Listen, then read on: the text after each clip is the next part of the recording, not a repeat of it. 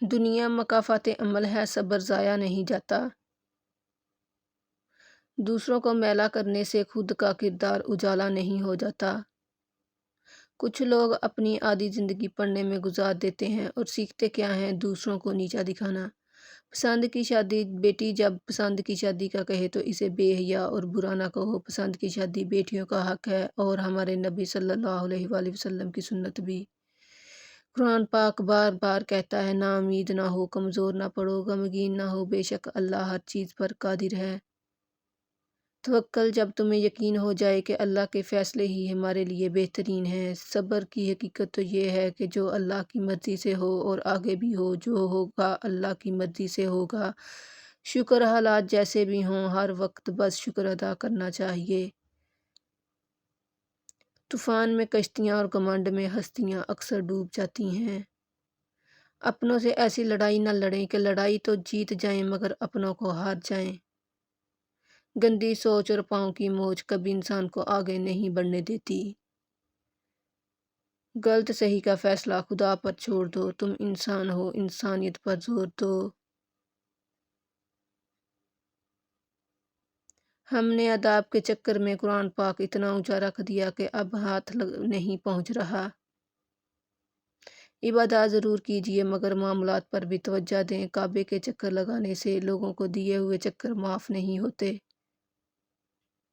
تقریباً 18,000 مخلوقات میں صرف انسان ہی پیسہ کماتا ہے۔ کوئی مخلوق کبھی بھوکی نہیں رہتی اور انسان کا پیٹ کبھی نہیں بھرتا۔ عقل مند اور بے وقوفوں میں کچھ نہ کچھ عیب ضرور ہوتا ہے۔ عقل مند اپنے عیب خود دیکھ لیتا ہے اور بے وقوفوں کا عیب دنیا دیکھتی ہے۔ میں آج تک اپنی خاموشی پر نہیں پچھتایا، جب بھی پچھتایا اپنے بول پر پچھتایا۔ ایک بزرگ سے کسی نے پوچھا، انسان کا سکون کہاں چھپا ہے؟ فرمایا، غفلت ہو جائے تو سجدے میں، غلطی ہو جائے تو توبہ میں۔ گھبرانا نہیں، ٹھوکر بھی ان کو لگتی ہے جن کو رب نے تھامنا ہوتا ہے۔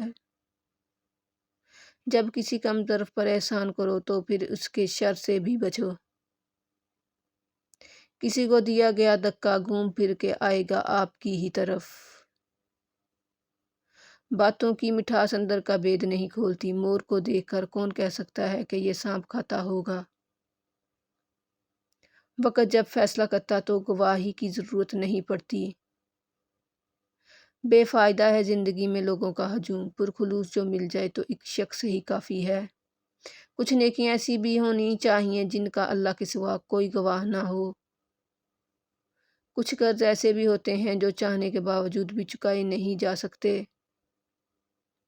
مرد اپنی جوانی کے اعمال سے اپنی بیٹی کا نصیب لکھ رہا ہوتا ہے۔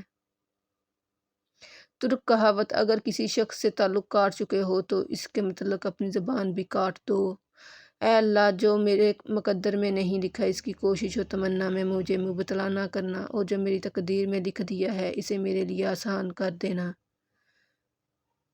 زندگی جب بھی رلائے تو سمجھ جانا گناہ معاف ہو گئے، زندگی جب ہنسائے تو سمجھ جانا دعا قبول ہو گئی۔